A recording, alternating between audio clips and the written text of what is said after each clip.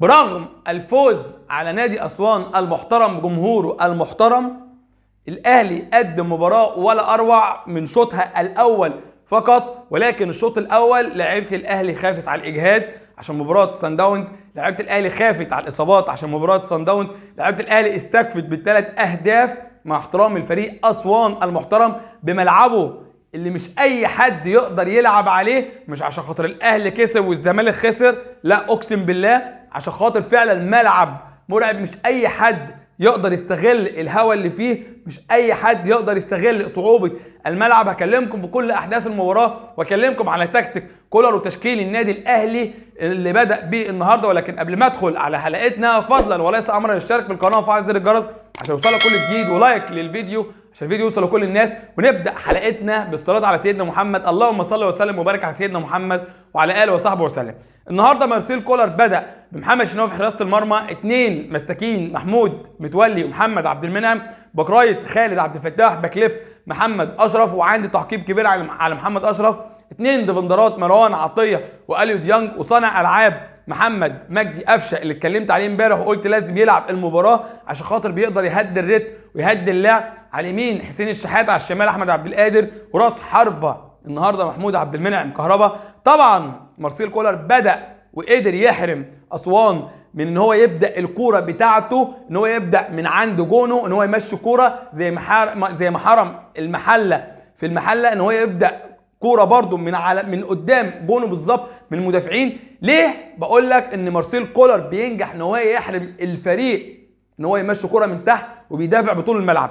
بيدافع بطول الملعب عشان خاطر لو الفرقه بدات من عند جونها بيبقى فيه جمل حافظينها وفي تحركات بالارقام محفوظه. بمعنى اللعيبه دلوقتي 11 كل واحد بياخد رقم، مش رقم فالنيتو، لا كل واحد بياخد رقم. مجرد ما الكوره ما بتيجي على رقم 5، رقم 6 بيروح كذا، رقم 7 بيروح المكان ده، رقم 8 بيروح المكان ده، رقم 9 بيروح المكان ده. وده التكتيك المعتاد من اي حد دلوقتي بيحفظ فريقه بالارقام. الكوره مجرد ما تيجي مع رقم 10 رقم 9 يروح هنا، ورقم 11 يروح هنا، ورقم 12 يروح هنا بالارقام. ودايما ده تكتيك المدربين اللي بداوا السنه دي والسنه اللي فاتت انه يحفظوا فريقهم بالارقام. كولر قدر يحرم اسوان من عند جونه ان هو يبدا كوره من عند جونه عشان خاطر الجمل المتحفظه لنادي اسوان.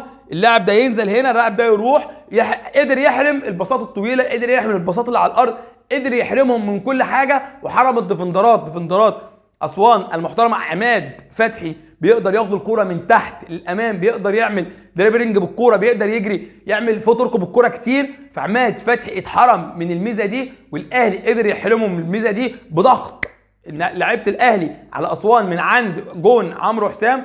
طبعا النهارده محمد شناوي بعد صدير ركله الجزاء يمكن رجع المباراه شويه. لو اسوان احرز الهدف ده كانت النتيجه هتبقى 2-1 والمباراه هتبقى لسه في الملعب. ولكن محمد شناوي برغم ان هو صدها برجله بس قدر يعمل رد فعل عليها الحمد لله. منعم متولي اداء ثابت، اداء محترم. خالد عبد الفتاح اداء ثابت، اداء محترم. ولكن احيانا بيطول الكوره في رجله بعض الاوقات، ودي بتؤدي الكارثه لان خالد عبد الفتاح مش لاعب مهاري على قد ما لاعب تكتيكي واضح جدا.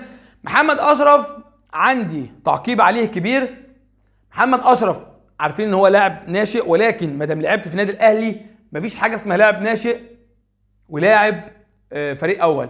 كل اللعيبه دلوقتي بقت لعيبه فريق اول. محمد اشرف النهارده بعد اي كوره بتطول منه، بعد كل ما الكوره بتطول منه محمد اشرف لازم يعمل فاول، لازم يخبط اللاعب اللي قدامه، لازم الكوره مجرد ما تطول منه خلاص ما لحقهاش لازم يكمل بالستارز في اللاعب اللي قدامه. ما ينفعش الطريقه اللي انت بتلعب بها دي، لان انت اصلا خلاص بقت بتلعب في النادي الاهلي. ما ينفعش الكوره طولت منك خلاص الموضوع انتهى، ما تعملش فاول او ما اخبطش اللاعب اللي قدامي عشان خاطر الكوره طولت مني. ركله الجزاء اللي جت منك النهارده مفيش لاعب في الدنيا كلها يبقى الكوره جايه كده يجري بوشه كده خلاص اترقص يروح رافع رجله في المدافع. ركله جزاء صحيحه على اسوان، فما كانش ينفع اصلا. وادائك ده لازم تراجع نفسك فيه بدري قبل ما تطلع اعاره او قبل ما تقعد على الدكه. لان انا بقول لك مفيش لاعب في النادي الاهلي او لاعب في اي فريق اول بعد ما الكره تطول منه دايما يعمل فاول، دايما يخبط، دايما يعمل الكلام ده كله. فرصتك لسه في الملعب، تلعب، تقدر تثبت نفسك، تقدر تكون عنصر اساسي. لان علي معلول، احترام لعلي معلول، بدا السن طبعا يكبر. علي معلول اداؤه ثابت مع النادي الاهلي، ربنا يحرسه، ولكن اللي هيقدر ياخد دور علي معلول او ياخد مكان علي معلول قدامه كتير جدا. ربنا يحرس علي معلول ويكرمه ان شاء الله. اليو ديانج ومروان عطيه الاداء طبعا ثابت، ولكن مروان عطيه اللاعب اللي قدر يستحوذ لك النهارده على المباراه وقدر يستحوذ لك على الجيم كله باستحواذه على الكوره في نص الملعب بالباص الصحيح، الباص يمين وشمال، لونج باص يمين، لونج باص شمال، لونج باص امامي، بيعمل كل حاجه في الكوره. مروان عطيه مجرد ما الاهلي ما بيفقد الكوره بيبقى اول واحد بيدافع عليها. وفي فرق ما بين الديفندر اللي بيقطع الكوره من غير فاول، وفي فرق بين الكوره الديفندر اللي يقطع الكوره من غير اي حاجه.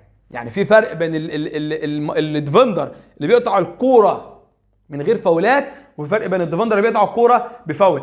الديفندر اللي بيقطع الكوره من غير فاولات بيقدر يستحوذ لك ويقدر يحط فرقته ويخلي فرقته تستحوذ على الجيم كله، ولكن الديفندر اللي كل شويه فاول فاول فاول كتر من الفاولات بتبقى الفرقه ما عندهاش ثقه، مش في اللاعب، لا ما يبقاش عندها ثقه في الجيم نفسه. ولكن مروان عطيه النهارده من وجهه نظري رجل المباراه، عشان خاطر كان بيرجع الاستحواذ للاهلي بسرعه في الهجمه للاهلي، بتلاقيه في الهجمه على الاهلي، بتلاقيه في اقرب دفاع للاهلي من الامام، بتلاقيه في التغطيه للاهلي في الخلف، بتلاقيه النهارده الباص عمله خالد عبد الفتاح، خالد عبد الفتاح اداه لحسين الشحات، الباص قطعها مروان عطيه لحسين الشحات. مروان عطيه النهارده انا بقول لك من وجهه نظر رجل المباراه عشان استحواذه على نص الملعب للنادي الاهلي، ربنا يكرمه، صفقه الاهلي المحترمه الحمد لله. محمد مجدي قفشه كالعاده وادائي برضه او وجهه نظري فيه مش هتتغير. على بعض الاوقات محمد مجدي قفشه في كور بيبقى ايجابي جدا، وكور بتلاقيه بيزهقك منه او بيزهقك من الكوره عامه. ان محمد مجدي قفشه كل كوره يرجع ويلف، يرجع ويلف ويرجع ما ينفعش. لازم تكون لعبك امامي. اللاعب صانع الالعاب، قلتها لك قبل كده وهكررها لك واقولها لك واعيدها لك وهفضل اغنيها، صانع الالعاب اول حاجه بيعملها ان هو بيبقى كاشف الملعب كله. النهارده محمد مجدي قفشه 4 كور في الشوط الاول، احمد عبد القادر كان فاضي بيلعب، استلم الكوره كده لازم يلعبها كده، لازم يلعبها كده. يعني احمد الكوره بتجيله كده من حسين الشحات او من اي حد سين ما من على اليمين، لازم يلعبها كده. مفيش حاجه اسمها ببقى شايف اللاعب اللي جاي من هنا، ما ببقاش شايف محمد اشرف، ما ببقاش شايف احمد عبد القادر، ما ببقاش شايف اللاعب اللي مكمل من على الشمال. دي مشكله محمد مجدي قفشه اللي مش هتتغير. ادي محمد مجدي قفشه لاعب اسوان النهارده خدم محمد مجدي قفشه لما اتحرك وضم على الشمال، قدر يقفل على كهربا وتحرك كهربا لتحت، قدر يفتح مجال لمحمد مجدي قفشه انه يكمل بالكوره ويشوطها في عمرو حسام وتيجي جون. ولكن لازم محمد مجدي قفشه يراجع نفسه في ادائه، اللي ان الكوره بتيجي معاه ما بيقدرش يلف في جذعه او ما بيقدرش يلف في وسطه ويباصي او ما بيقدرش يشوف الملعب كله. حسين الشحات طبعا كلمه دايما بقولها على حسين الشحات ان اللاعب يقدر يشيل فرقه لوحده. الكلام ده بقوله بالظبط من 2 أو 3. برغم ان حسين الشحات بيبقى مستواه تحت، برغم ان حسين الشحات مستواه مش اللي احنا عارفينه، برغم ان حسين الشحات مستواه احيانا بيكون في النازل، برغم ان الجماهير الاهلي احيانا بتقول لك لا ده لازم يمشي. دايما بقول على حسين الشحات لاعب لازم يكون موجود في النادي الاهلي، لان اللاعب ده لو رجع لمستواه حسين الشحات يشيل فرقه لوحده. ومش بقولها كده وخلاص، اقسم بالله بقولها من 2 3 من اول ما جه النادي الاهلي. حسين الشحات اللاعب الوحيد اللي يقدر يشيل فرقه لوحده بمهارته باسيستاته، مش عشان خاطر النهارده بس، اللاعب الوحيد في مصر اللي بيلعب الكرة من تحت رجله باص قويه اوفر قوي بالمستوى اللي انت عايز تشوفه واللي يريح اللاعب. حسين الشحات اللي بيعملها. احمد عبد القادر كالعاده الكرة بتطول منه، ولكن من وجهه نظري ان مارسيل كولر بيحب الهاف المهاري اكتر من الهاف اللي باص باص باص بسرعه. احنا محتاجين الباص، محتاجين الباص بسرعه، محتاجين اللعب بسرعه، ولكن لما تروح 1 لواحد ده وجهه نظر مارسيل كولر او وجهه نظري في مارسيل كولر ان اللاعب بياخد الكوره بيروح على طول 1 لواحد. ودي ميزه احمد عبد القادر لما يكون في فورمته، بتلاقي اداء غير طبيعي من احمد عبد القادر. طبعا محمود عبد المنعم كهربا في الشوط الاول قدر يتحرك صح، قدر ياخد المدافع معاه صح، قدر الكرة اللي بتجيله كان بيتعامل معاها صح، قدر يتعاون مع الناس اللي جايه، قدر يتعاون مع الناس اللي هي الهافات، نص الملعب، مروان عطيه، اليو ديانج، وطبعا احرز هدف عالمي النهارده من اسيست حسين الشحات اللي انا بكلمكم فيه، ان هو بيقدر يرفع الكوره بقوه في المستوى اللي اللاعب عايزها، وفي المستوى اللي اللاعب اللي هتريح اللاعب. يعني الكوره علت نزلت، محمود عبد المنعم كهربا طلع قدر يريح الكوره بس في الجون، ريحها بس في الجون، يعني ريحها بس في الجون.